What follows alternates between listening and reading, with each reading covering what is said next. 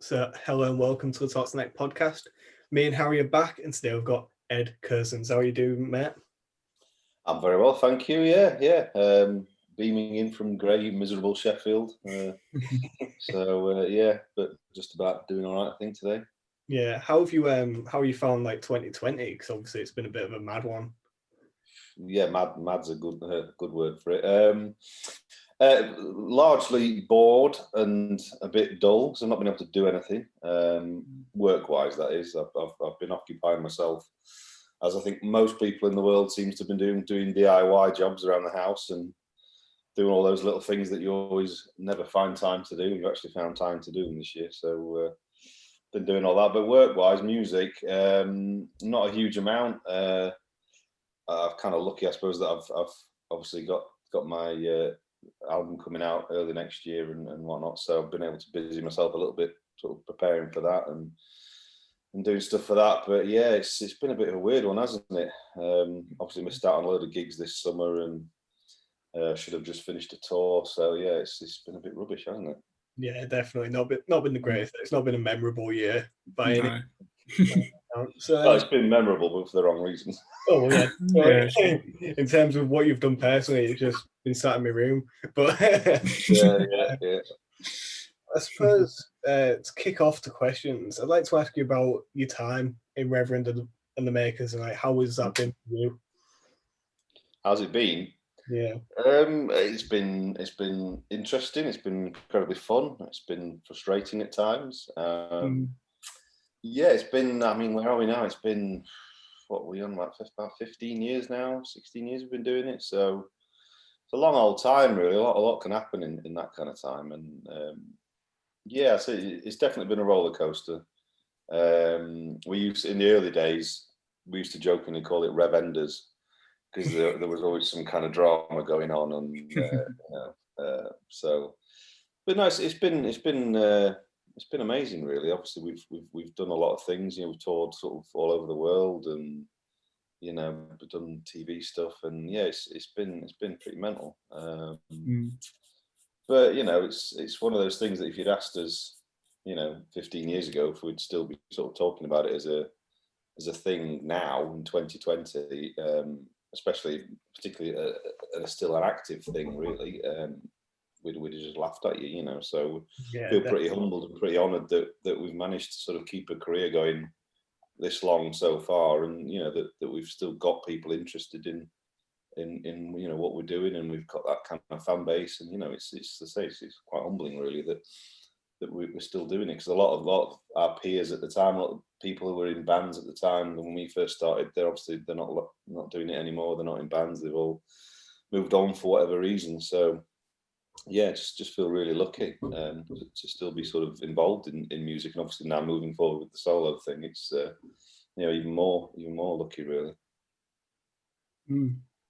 So you touched on the whole touring thing with Reverend and Makers. So we got guys who supported Arctic Monkeys and Oasis on their last stadium tour. How was that?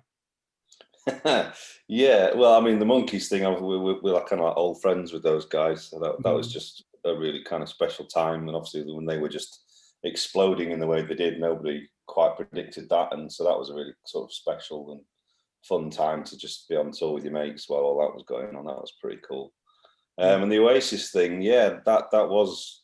I mean, obviously at the time we didn't know exactly that it was going to be the last kind of tour that they did. Although I think quite a few people on the inside were suspecting that they might not have gone on much longer after that. But yeah, that was pretty crazy. I mean, obviously just to play stadiums in the first place is pretty mental, no matter who you're touring with. So that was pretty good. And also the lineup was incredible. I think Kasabian was sort of main support, and that was just, I think, when West Pauper had just come out and they just had Fire Out, and they were just absolutely going nuts as well. So that was pretty incredible on its own. They were the main support act, you know what I mean? So yeah, it was interesting, and being able to spend time with Noel and Liam and the rest of the guys was great. Obviously, I sort of in my teens, growing up, sort of through the whole Britpop thing, and Oasis were obviously a massive band for me, and one of the reasons that I kind of do music in a way, and that whole sort of they allowed people to think they could be in a band, and the normal people could do it, and we did, sort of thing. So yeah, that was mental, sort of meeting one of my sort of bands that I idolized growing up.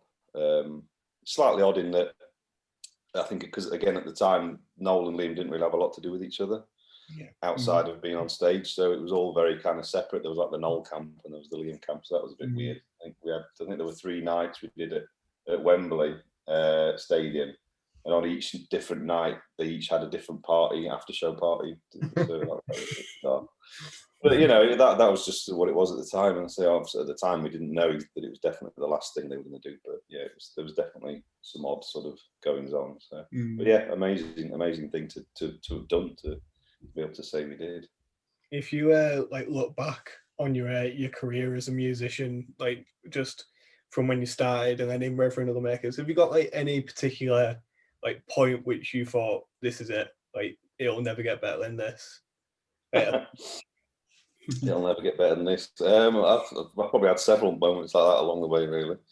I mean, obviously with the kind of the first album, the Rev thing, going, I think it was top 5 it went in the album, and obviously having Heavyweight top 10 single and all that, you think, wow, that's pretty special. You like to think at the time that that's going to carry on and that you'd have more kind of hits in that of that nature, but so at the time you probably don't think, well, that's as good as it's going to get. But I think in terms of the chart stuff for the band, obviously that was the highest we sort of got. So, but yes, moving on and touring with people like Oasis and Kasabian, and you know, we supported Red Hot Chili Peppers at Nebworth. You know, it's things like that. You walk out at Nebworth in front of God knows how many thousand people, and you're just like, this is insane. You know, this literally can't get bigger than this. You know what I mean? It's like one of those things. But I don't know. There's been lots of really special moments all the way through, really. So I don't ever feel like I've kind of got as far as I can go, or there's not going to be anything to top the last thing, because I think everything you move on to, like the solo thing, you know, at the beginning I never imagined that I'd be at this sort of point releasing a record on my own, and so to be able to do that, that's now sort of top of the pile almost for me, you know, on a personal level. It's so you kind of, I think that's the nature of music and being in music, that you know, you're always developing, you're always doing something new, and it's, you know, the last thing you kind of did always feels kind of the most significant in a way. Yeah. So what's been like your thinking behind your decision to go solo? It's been something that's kind of been in my head for a number of years, and it's a combination, I guess, of finding a bit of a vibe in terms of the songwriting on my own that I was happy with, that I found a sort of a bit of a confidence within myself that what I was doing on my own was as good and stood up next to, you know, stuff we've done with the band, and you know, all sort of my other peers and things over the years. Thinking kind of lyrically more, you know, working with someone like John in the band, who's obviously an amazing lyricist, and having obviously worked with Alex Turner and people in the past, you know, again, amazing lyricists. You're always kind of comparing yourself to that. So it took me a minute to sort of get my head around that and find the confidence to think like, I might not be as good as those guys, but I can certainly stand up next to them, you know, and that took a minute. And just timing wise, I think as well, we had a bit of a natural sort of lull from the Reverence thing. With, you know, we had the last couple of albums, and then we did the best of last year, and we're sort of slowly beginning to move towards thinking about another record. But there's obviously been a period in between where there's been a bit of a lull, so it just seemed like the right time to do it. So all of those factors kind of came together, and here we are, sort of thing. Very nice, very nice. So your new song is out. What was the influences behind the writing behind that, or the sound? Where did it come from? If is strangely, it's the oldest song on the record, the one I wrote sort of longest ago. And it's kind of the song that began to pull everything together for the album. And so finding that kind of confidence and belief in the songs I was writing, that they were going to be good enough, that was the one that sort of started it off. And I think it was when we finally got in the studio to record the album. again, that was the first song that kind of one of the first ones we recorded, and it instantly just clicked the way it sounded, and it almost led on to the rest of the album, and it formed a lot of the sound of that album. And I think, yeah, just it kind of embodied everything that I've kind of learned over the years in terms of, you know, crafting the songs and stuff that I've listened to over the years. That I'm very into kind of the way things sound specific, and, you know, not just putting down an acoustic guitar and bang some drums on it and there you go kind of thing. I like that kind of little intricacies and the little bits of music that you hear and that pop in, you know, throughout the tracks, and all those kind of things sort of go into that song. And I say, yeah, it was the first song that we recorded on the record that really kind of showed the way forward for the record, if you see what I mean. And it ties in with several music videos you're doing, doesn't it? Like, yeah. What's like the idea behind that? Because it sort of tells a story, doesn't it? Yeah. So yeah, there's going to be 4 tracks that we're going to release. The 4th track coming out when the album comes out in the end of January, and I kind of sat down thinking, we'd recorded the album, we've got the music, and I was thinking, sort of, how are we going to represent the album visually? Because obviously the world's very kind of visual now. You need something that people can sort of flick through Twitter or Instagram and see something and it jump out at them. And then I thought, well, it'd be good to have a video that kind of works for the track, but also you want to have something that kind of pulls people in a little bit. You know what I mean? It's not just a throwaway thing, because, like I said, people just scroll past stuff nowadays, don't they? So I wanted to make something that had a bit more of a reason for watching. So I thought, well, could I sort of make something that kind of tied together the 4 tracks, and then got on to think about that, and then the short film idea came out, and I thought, well, how about if we wrote a short film and then sort of cut the tracks out of the short film sort of thing. And yeah, the narrative of the film sort of loosely follows some of the themes of the songs, sort of my relationships, and, you know, growing a bit older and looking back at things I've done, and you know, obviously got a family now and things like that, and all those little things went into the narrative, and yeah, it seemed like a sort of really cool thing to try and do, and luckily we managed to pull it off, and it looks great. So really pleased with it. And yeah, as I said, that If's the first one, and I think there's 3 more parts, and then at the end we're going to put it all together as a short film and release that as well. So yeah, it was just something a bit more interesting, I think, something to try and grab people in, you know. It's also something like, I've not really seen many artists doing that these days. I think the onus on music videos is definitely dying down.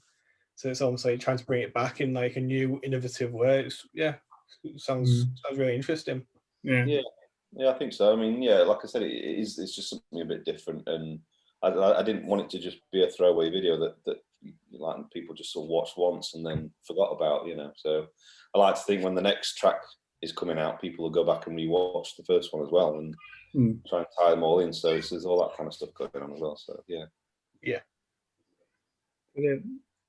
So what are your future plans after, obviously you've got the album coming out, and when all that's done, do you feel like you'll get back with Reverend, or do you think this is just a solo thing from now on? No, I think, well, first and foremost, the album come out, and then I'll cross my fingers and pray that I can actually do some gigs at some point. That'd be nice. Yeah, because I'm just missing gigs massively. I'm just desperate to do anything, you know, at the minute. So yeah, do that, and then, but no, Reverend's definitely not finished. We're kind of in discussions and thinking about the next record and where we're going to go with that, and yeah, putting plans together to sort of get back into that mode. So yeah, it's all kind of worked out nice time-wise that we get this solo thing out and whatever goes with that, and then yeah, move on to the next Reverend album. But I mean, it's certainly by no means a one-off, the solo thing. I'd very much like to get back in and make another record as soon as I can. For the solo thing, I've already written sort of quite a few songs that I'd include in that. So yeah, it's very much a thing to run parallel with the Reverend thing. I think they complement each other. So yeah, it's nice to have both things now creatively, you know, to different sort of outputs for different things. So Yeah. Yeah. Like if you were going to look forward 10 years, for example, what would you like to think you've achieved by then? Wow. Well, as I said, I mean, if you said to me that 10 years ago, what would I think and hope to achieve? Then, I mean, I don't know really. It would be nice to think that I'd still be doing it in another 10 years. That'd be nice. And it would be nice to. I mean, obviously, the Reverend thing's been going for say about 15 years now. So hopefully, I think there'll always be a place for the Reverend thing, no matter what happens, really, because we've always had that kind of fan base that I think will always kind of be there for us as long as we don't get bored of it, or we don't think that what we're doing is not good enough anymore. Do you know what I mean? That'd be a point where we'd have to stop and think about it. But so I think the Reverend thing, excuse me, will always kind of be there. But the solo thing, yeah, if I'm still doing a solo, have a solo career in 10 years, I think that'd be really good. Just to think that it wasn't just a sort of a one-off, or and that what I'm doing for the solo record it resonates with people in a similar way that the Reverend thing did, and that the two can coexist side by side, really. Yeah, well, sorry. Obviously, like in Sheffield, there's a lot of great music artists like coming up these days. I don't know what your thoughts are on the grassroots music scene in Sheffield. I don't know if you've got your finger on the pulse.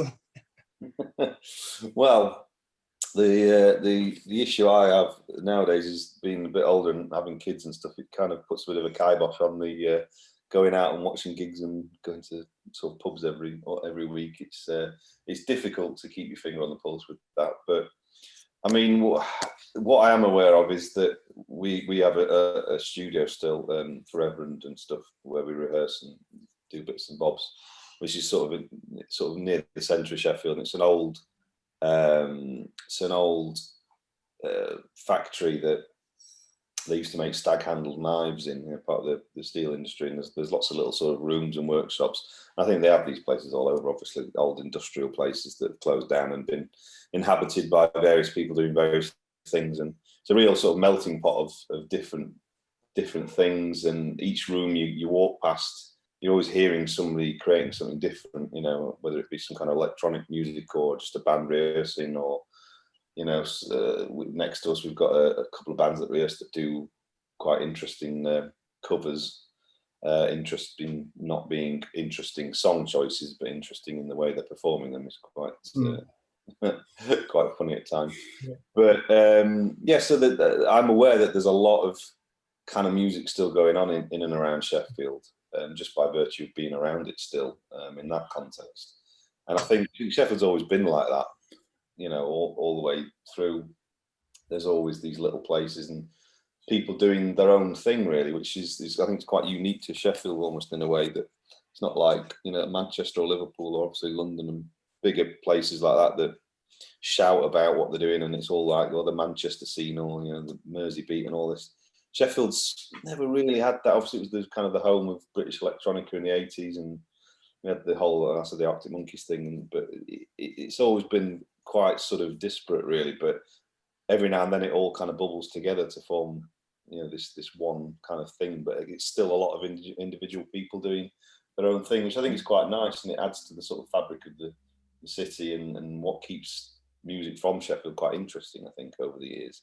It's not stuck in one kind of thing. There's always lots of different people doing lots of things. Yeah, like you said, when people say from Manchester, you kind of already picture the sound, what you're going to be listening to. You say Liverpool was like, we say, oh, we're a band from Sheffield, it could be anything. It really could. Exactly. Yeah, do you know what I mean? Because I see you've got the whole electronic thing, or it's like Def Leppard, Bring Me the Horizon, there's the Monkeys, and then obviously you've got sort of Pulp and people like that. And I think a lot of stuff for the bassline scene from a few years back was sort of a lot of that originated in the Niche nightclub in Sheffield. So you've got all these different kind of genres of music just coming out of the city, and it's pretty incredible, really. Brilliant. So if you could play with any band or artist, who would you play with? Me personally, or just Yeah. yeah. You personally. Interesting. Somebody asked me a similar question recently, actually, and I think my answer, I'll stick to the same answer because I think it'd be amazing. Although unfortunately, all the people I've played with are dead now, so it'd be quite difficult to actually put together. But I would love if we were just talking pure fantasy to have a gig that was David Bowie headlined, and then the main sport was Bill Withers. Then I'd do a little set there, which would be nice. And then, but the opening act, just to set the sort of mood for that, I'd have John Barry and his orchestra playing. The guy who did all the Bond themes and stuff, and amongst that, many other amazing bits of music. So I think it'd just be a really interesting sort of mix. And I just love sort of a lot. I'm into a lot of classical music as well, but John Barry's stuff, it's so evocative, and I think it'd just be a really interesting way to open a gig. Have a big orchestra playing all those classics. Yeah, it would be. But then Bill Withers is incredible. Absolute, just means the world to me as a musician and as a lyricist, and just his life actually, his story. He didn't obviously start playing the guitar till he was in his 30s. And just the fact that at any time of your life you could find a confidence to do and an ability to do something that's incredible. So that's a real inspirational kind of thing for me. Why Bowie? Because on this podcast we go on about Bowie quite a lot. For me, the most influential artist of all time, in my opinion. Yeah. One of my favorite albums is Rise and Fall of Ziggy Stardust. But why would he be headlining for you? Well, just because I think Bowie, more than anybody, I think, really, particularly in British kind of music and culture, just epitomised something that I believe quite strongly in, that no matter what you do, in whatever art form it is, because obviously Bowie was more than just music, wasn't it? It's as long as what you're doing is A, the best that you can do, and B, is true to who you are and what you want to do, then that's all that matters really. And Bowie just epitomised that. He was always about the art first and foremost, and the quality of the art, and what he kind of believed in at the time, and that obviously changed throughout his career. And he was never standing still. He was always looking forward, and I think that's something really inspiring to sort of follow his career and look at all the different changes he went through and all the different music that he made. And he was never just like, well, I can do this and that did really well, so I'll just do that. It wasn't about that. It was about, the purest form of art really, that it was always about the next thing and whatever it was at that moment in time that he could do, that was the best thing he could do and what he wanted to do. And that's what he did. And I think, just to be able to witness that in the flesh and sort of see him perform all those songs and become all those different characters, I think it should be amazing. And I'm gutted that I never got the chance to see him. Yeah, me too. Because like you said, he never really cared about what people thought about him. If he thought it was good, he did it, and everything he did was good. But a lot of artists, sorry, carry on. Yeah, just like the kind of the sheer got sort of balls to when he was Ziggy Stardust, and it was a gig at I forget where it was in London, and he on stage he just announced that was the end of Ziggy Stardust, and the rest of the band were like, "What are you on about?" And he just decided that was it. He was done with it and to move on, and it didn't matter how successful it was because he'd got another thing he wanted to do artistically. It's just like wow, to have the kind of the attitude to do that and to follow it through is incredible, because I don't think many people would do that. Yeah, I was just gonna say, not many bands or artists do push the boat out, so to speak, anymore. They have they release one album that does amazing, and they go, yeah, we're sticking with that. Let's just release that. Yeah, same kind of sound again. Yeah, and I think that's something that we've always been conscious with, actually, with the Reverend thing, that it would have been very easy to just sort of make another state of things when that came out and just copy the formula and try and do it again. But obviously at the time, particularly John had things he wanted to say, and the second Reverend album became very kind of political and stuff. but he obviously had those things he wanted to say, and that became what it became. And then ever since then, we've always been trying to not repeat ourselves too much, and always trying, like I said, be true to what we're sort of thinking and what we want to do, you know. So yeah, that again, that's why Bowie, I think, is, for me, was, you know, so incredible, that he allows people to think in that way. With Bowie, he was like original, and I think a lot of artists upcoming nowadays, they see what's been successful in like the past 3 or 4 years, and they try and like almost copy it or take heavy influences from it. And I feel like not many bands these days are like doing their own thing. I think one prime example, I don't know if you're aware of, his Idols. A few years ago came about, and that was like, it was fresh for like since the 2000s. It was a fresh sound, and obviously when Arctic Monkeys came about, that was quite fresh and new. But not many bands nowadays are trying to do it, I don't think.